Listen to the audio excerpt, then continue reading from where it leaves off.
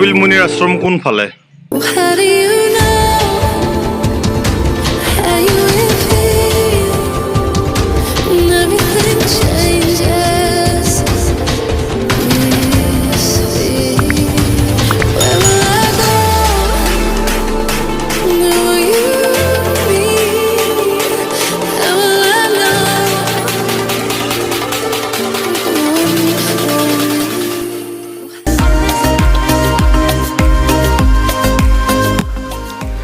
হাজোত থকা কপিল মুনিৰ আশ্ৰম চাব লাগিলে আমি পোনপ্ৰথমে যাব লাগিব হাজোৰ কেদাৰ মন্দিৰলৈ।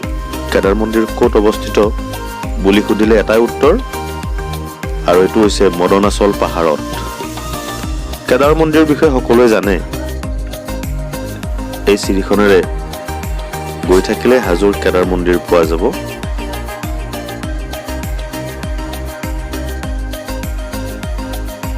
কেদাৰ মন্দিৰৰ কাষতে আছে এয়া দুৰ্গা দেৱালয়। এই দুৰ্গা মন্দিৰৰ দক্ষিণ পিনে পাহাৰৰ নামনিত ঘন জংঘলৰ মাজতে আছে কপিল মুনিৰ আশ্ৰম। কপিল মুনিৰ আশ্ৰম কোনফালে? এইফালে মানে জয় দুৰ্গা মন্দিৰ যিটো আছে, আমাৰ দুৰ্গা মন্দিৰৰ দক্ষিণ ফালে যাব লাগিব নহয় জানো? জংঘলৰ মাজেৰে যাব লাগিব নেকি? ৰাস্তা আছে? এনেই লুংলুঙীয়া বাট কিবা এটা আছে। কিমান দূৰমান যাব লাগিব? 1 কিলোমিটাৰমান হ'ব। তাতে কপিল মুনিৰ আশ্ৰম কি কাৰণে কোৱা হয়? আগৰে কিবা আছিলে, আপুনি বৰ বিশেষ নাজানে নহয় জানো? আচ্ছা, এতিয়া আশ্ৰমৰ নিচিনা তাত কিবা দেখা পাম তাৰমানে? গুহা আছে, শিলৰ গুহা। অলপ যাব পাৰি আৰু। আচ্ছা আচ্ছা আচ্ছা, অলপ ভয়ো লাগে নেকি? তেনেহ'লে এবাৰ তাৰ পৰা আহোঁ ৰ'বচোন, কেনেকুৱা হয় নহয় জানো? দিয়ক, লগ পাম। আশ্ৰমলৈ যোৱা কোনো বিশেষ ৰাস্তা নাই, কিন্তু অলপ দুৰ্গম আৰু ভয় লগা এই জংঘলৰ মাজেৰেই, এই শাল গছবোৰৰ মাজেৰে গৈ থাকিব লাগিব। আৰু এনেকে কিমান দূৰ গৈ হয়তো এটা সময়ত সেই আশ্ৰমখন পোৱা যাব।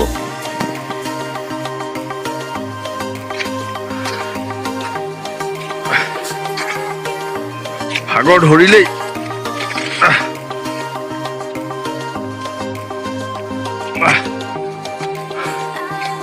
এই জংঘলৰ মাজেৰে গৈ থাকিব লাগিব। বলক আগবাঢ়ো। গৈ থাকোঁতে হাজোৰ বিষয়েও দুআষাৰমান জানি লওঁ। হাজো হৈছে বিভিন্ন ধৰ্মাৱলম্বী লোকৰ মিলনভূমি। হিন্দু ধৰ্মৰ লগতে ইছলাম ধৰ্মৰ লোকেও হাজোত অতীজৰে পৰাই আছে। চুলতান গিয়াছুদ্দিন আউলিয়াও ইছলাম ধৰ্ম প্ৰচাৰৰ কেন্দ্ৰ হিচাপে হাজোকে বাছি লৈছিল। ইয়াতেই তেওঁ অসমৰ প্ৰথম মছজিদটো নিৰ্মাণ কৰে। এগৰাকী সন্তৰ ব্যক্তিত্বৰ প্ৰভাৱে স্থানীয় বহু মানুহক আকৰ্ষণ কৰিছিল আৰু বহু মানুহে তেওঁৰ ধৰ্ম গ্ৰহণো কৰিছিল। সেয়েহে ইয়াত মুছলমান গাঁৱৰ নাম কলিতাকুছি বুলিও আছে।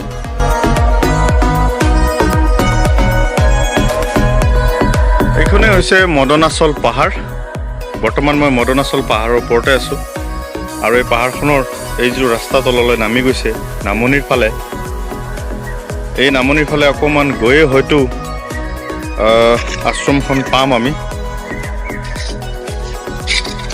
বাটৰ কাৰণে ভয়ে লাগিছে।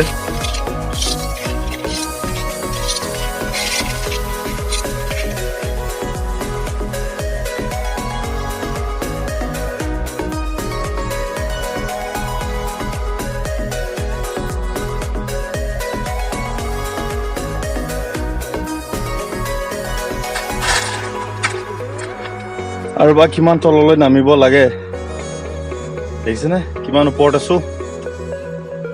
তলত সেই দূৰ দূৰণিলে খেতি পথাৰ, আৰু অকণমান গ'লেই পাম। বলক।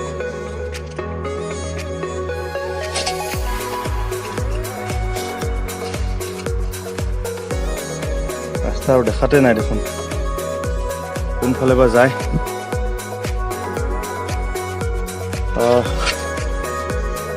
বলক বেলেগ এটা ৰাস্তা ট্ৰাই কৰোঁ। তো ফ্ৰেণ্ডছ, এয়া অৱশেষত আহি পালোহি কপিল মুনিৰ আশ্ৰম। কপিল মুনিৰ আশ্ৰম বহুত ওপৰৰ পৰা আহিলোঁ খোজকাঢ়ি কাঢ়ি, আৰু এইফালে গৈ অকণমান সেই ডাঙৰ ডাঙৰ শিলকেইটা যে আছে তাৰে তলতে গুহাৰ নিচিনা আছে আৰু সেই গুহাতে কপিলমুনিৰ আছিল বুলি কোৱা হয়। এটা প্ৰচলিত কথা, এটা মতবাদ এটা। এতিয়া কথাটো হৈছে যে এই কপিলমুনিৰ আশ্ৰম যিমানখিনি মই ইয়াৰ বিষয়ে মই গম পালোঁ, অলপ আগেগে মই দেখুৱাইছোঁ যে যিজন পুৰোহিত বা মই দেউক সুধিছিলোঁ তেখেতে নিজেও ভালকৈ বৰ গম নাপায়। আৰু মই বিভিন্ন চাৰ্চ কৰি বিভিন্নজনৰ পৰা এইখিনি কথা গম পালোঁ যে বহু বছৰ আগতে ইয়াত কপিল নামৰ যিজন মুনি আছিলে, সেই মুনিজনে নিজৰ ধ্যান ধাৰণাৰ কাৰণে এই পাহাৰৰ মাজত আৰু পাহাৰৰ একেবাৰে কিবা জেগা আৰু এই কিবা জেগাটোতে ইয়াতে শিলৰ ফাঁকত হয়তো নিজৰ ধ্যান ধাৰণা কৰিছিলে তেখেতে। আৰু ইয়াৰে ফল মূল খাই নিজৰ জীৱন অতিবাহিত কৰিছিল। ইয়াত বিভিন্ন ফল মূলৰ গছ গছনিও আছে, কিন্তু বৰ্তমান নাই। আৰু ইয়াত গোটেই চাৰিওফালে শাল গছে হয়, শাল গছ আছে বেছিভাগে।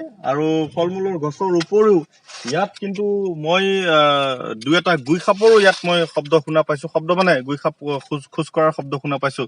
এটা পুৰণা কথা মতে এই মদনাচল পাহাৰতে বাঘকে আদি কৰি বাঘ মানে ইয়াত নাহৰফুটুকী বাঘ, ঢেকীয়াপতীয়া বাঘ নহয়, নাহৰফুটুকী বাঘ আৰু হৰিণা, পহু আছিলে। কিন্তু মানুহ উৎপাতৰ কাৰণে মানুহে হয়তো গোটেইবোৰ ধ্বংস কৰি পহু চহু খাই একেবাৰে চব তহিলং কৰিছে। বৰ্তমান ইয়াত বৰ তেনেকুৱা বিশেষ নাই, কিন্তু গুই সাপ বহুত ডাঙৰ ডাঙৰ গুই সাপ ইয়াত আছে বুলি মই শুনিছোঁ। এতিয়া কথাটো হৈছে মই অলপ আগবাঢ়ি দেখুৱাওঁ আপোনালোকক যে সেই কপিলমুনি আশ্ৰম, সেই গুহাটো কোনটো য'ত তেওঁ ধ্যান ধাৰণা কৰিছিল।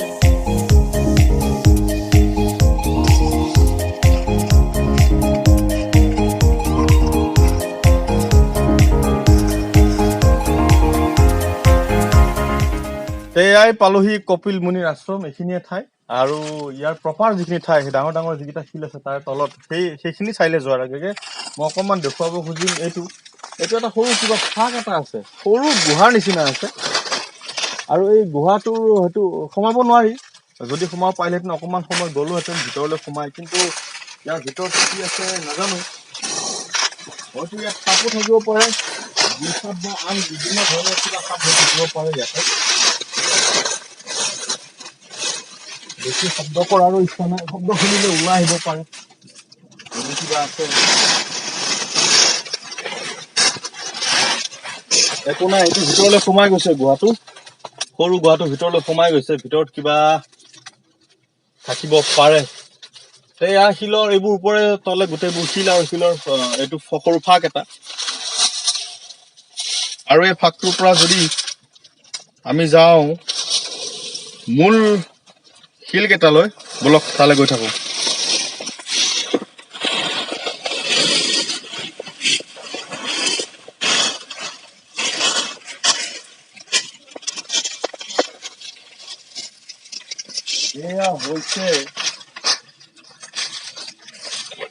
এয়াই হৈছে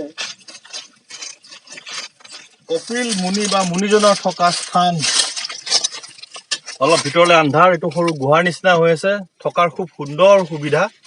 ঠাইখিনি পৰিষ্কাৰো হৈ আছে।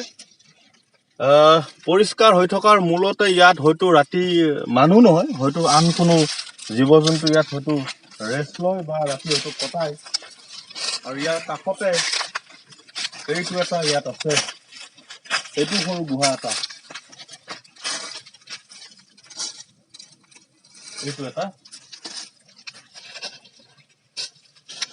ইয়াততো কমেও 2জন বা 3জন মানুহতো আৰামছে শুই থাকিব পাৰে। ইয়াত এটা চাকিও দেখিছোঁ। আৰু ইয়াতে শিলৰ ওপৰত ইয়াত মই অকণমান ছাই নিচিনা দেখা পাইছোঁ। ছাই হয়তো ইয়াত কোনোবাই জুই জ্বলাইছিলে, হয়তো মুনিজনে হয়তো কিবা ৰান্ধি বাঢ়ি ইয়াত খাইছিলে কিজানি।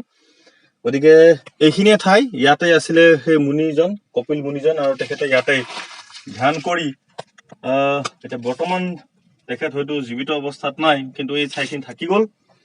আৰু এয়া হৈছে কপিল মুনিৰ আশ্ৰম। ইয়াৰ পৰা অকণমান যদি ওলাই আহোঁ,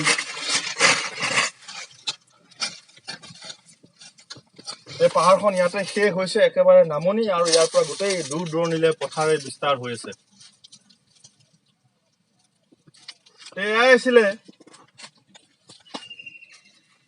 আছিলে কপিলমুনিৰ আশ্ৰম। মই দেখুৱালোঁ ভিউৱাৰ্ছসকলক এনেকুৱা ধৰণৰ।